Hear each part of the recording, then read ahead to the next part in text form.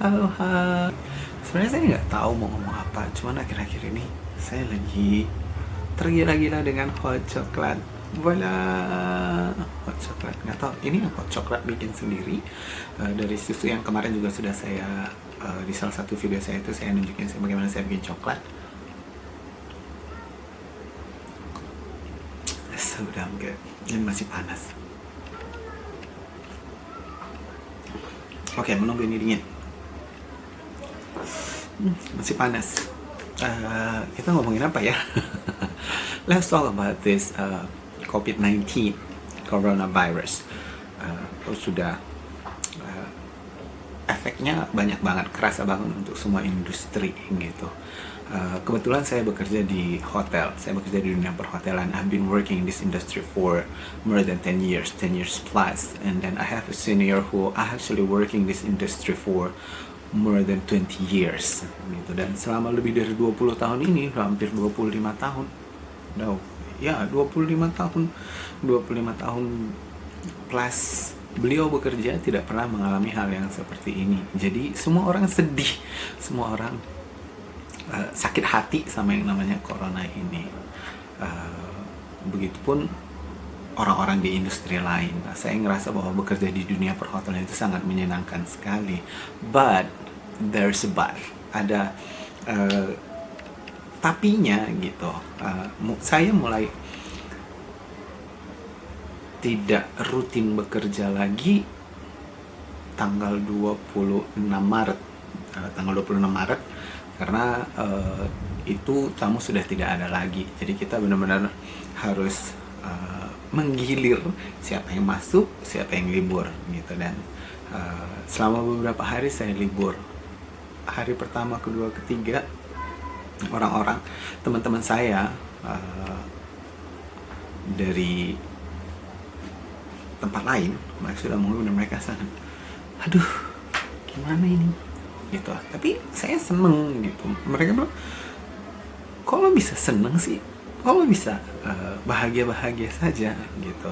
Because I choose to see it from the brighter side instead of from the bad side, instead of from the sad side, instead of from the negative side. So I choose to see it from the brighter side. Setelah bekerja kenapa saya berusaha untuk melihat dari brighter side-nya? Saya sudah bekerja 10 tahun plus, 10 years plus I'm working in this industry. And every single day, saya itu harus memalsukan senyum saya. All the time. Every day. Gitu. Kenapa? Sebagai seorang frontliner, saya terus ketemu tamu. Selamat pagi Bapak, selamat pagi Ibu. We are very sorry for the inconvenience. Is there anything else I can do for you? Have a seat please. Please wait a moment. Itu yang setiap hari saya harus memberikan senyum manis saya ini. Dan hari pertama, kedua, ketiga, keempat, kelima, saya tidak perlu memalsukan senyuman saya. Betapa menyenangkannya sekali. It's been more than 2 weeks now. Tapi saya masih tetap menikmati. It doesn't mean that I'm not serving those guests from the bottom of my heart. No, it was full of sincerity. Tapi ada hari-hari di mana kita tidak mau tersenyum. Ada hari-hari kita tidak mau berinteraksi dengan orang lain. Tapi kita harus, karena itu pekerjaan kita gitu. Dan itu yang harus saya lakukan. Tapi di 2 minggu terakhir ini saya sangat menikmati sekali gitu.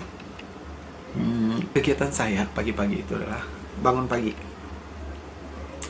olahraga, sehat, olahraga, mandi, berangkat bekerja.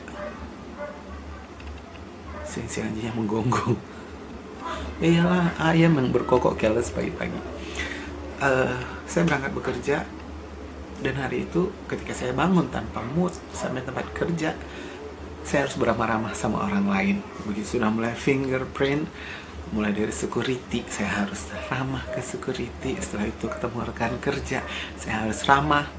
Mood saya harus bagus di pekerjaan gitu. Setelah itu saya harus ketemu tamu lagi nantinya gitu. Jadi mood saya seharian harus saya jaga. Ketika sekali lagi mood yang tidak enak itu datang, kita cuma pengen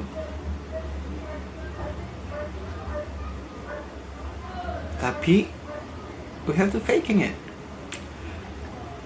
Antusias sekali ketemu tamu gitu, apalagi ketemu tamu yang kita tahu memang mereka itu cuma mengada-ngada aja, permintaannya nggak masuk akal.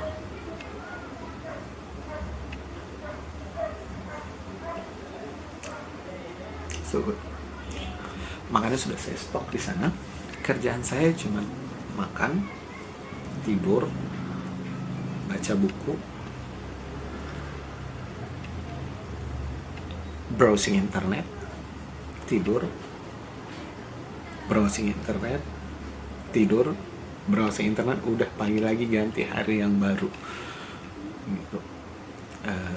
Saya berasa liburan gitu. Kalau sekarang orang bilang sudah jenuh, sudah ini, sudah itu, saya masih belum. It doesn't mean that saya juga tidak berempati kepada orang-orang itu. Ya, saya berempati gitu, tapi di situasi sulit seperti ini kita juga harus tahu bagaimana menghadapi situasi ini. Orang yang satu dengan orang yang lainnya pasti akan berbeda untuk menghadapinya, dan saya pilih cara saya sendiri gitu. Belum tentu cara saya benar, tapi this is the best one. Ya, kita sekarang lagi kena pandemic ini gitu, tapi ya jangan sedih-sedihnya aja lah gitu. How many of you, tell me, how many of you connected with your old friends? Saya sudah bertahun-tahun tidak aktif di Facebook, sudah saya uninstall itu dari lama gitu. Tiba-tiba kemarin kok rasanya pengen ya install lagi. Saya install, saya cek, terus karena waktu mau install saya keingat teman lama gitu. Tiba-tiba saya lihat, saya kirim pesan, teman ini udah lama banget nggak saya kirimin pesan gitu. Terus dia reply message saya, terus dia bilang gini, makasih ya udah hubungin gue gitu. Karena sebenarnya gue lagi nggak dalam keadaan baik, dan pesan dari lo bikin hari gue lebih indah. Dan pesan dari lo bikin gue ngerasa, oh masih ada orang yang peduli sama gue.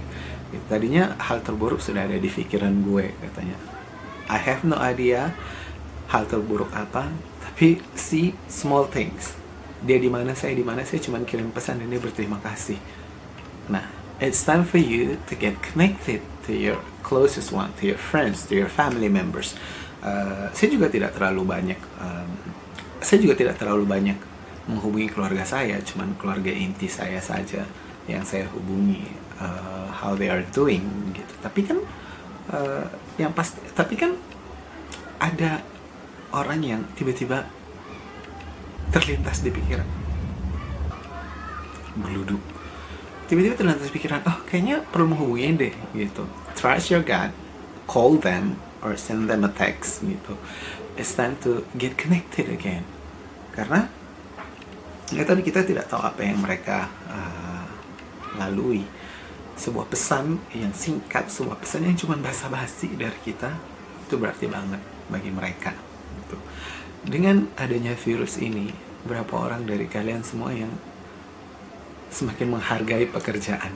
Terus terang di tempat saya kerja, yang biasanya kita itu handle check in, check out, terus ada tamu yang komplain gitu ya, aduh kok nggak berhenti sini yang check in, bisa nggak sih mereka berhenti sebentar ngasih kita napas untuk menenangkan pikiran gitu. Tapi kan nggak bisa, mereka bisa datang kapan saja, setiap saat gitu mereka datang, apalagi kalau lagi musim rame gitu. Sekarang sudah pada ngomong, aduh kangen ya check-in tamu, kangen ya ini gitu. So don't take things for granted. Tapi kan ya itu tadi, sekarang di saat yang seperti ini baru aduh kangen nih ngomongin ini sama tamu, kangen nih handle tamu ini tamu itu gitu. Banyak banget sebenarnya hal-hal positif yang bisa kita ambil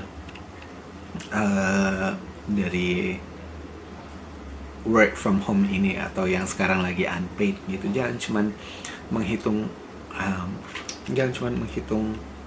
kesedihannya aja, count your blessing. Ada teman-teman saya yang tinggal di Jabotabek gitu, yang bertahun-tahun mereka tuh tidak pernah menikmati yang namanya langit biru, dan sekarang mereka bisa bilang langit itu biru cantik sekali ya gitu. Di Jayapura setiap hari adalah langit biru. kecuali mendung dan hujan. Di langit biru, awan putih gitu. Gara-gara internet saya sudah lama banget melupakan hobi saya yang satu ini, baca buku. Jadi sekarang saya baca buku, ini udah 3 tahun loh, belum selesai 3 atau 4 tahun bisa ini nggak selesai. Dan saya harus menyelesaikannya gitu. Terima kasih juga untuk internet, kita bisa belajar banyak hal-hal baru.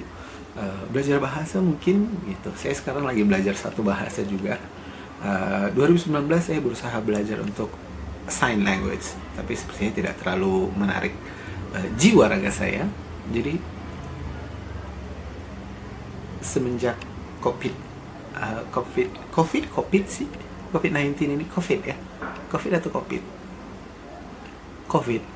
Semenjak COVID-19 ini, saya jadi belajar satu bahasa. Kita lihat aja nanti seberapa lama saya bisa bertahan untuk belajar bahasa baru ini.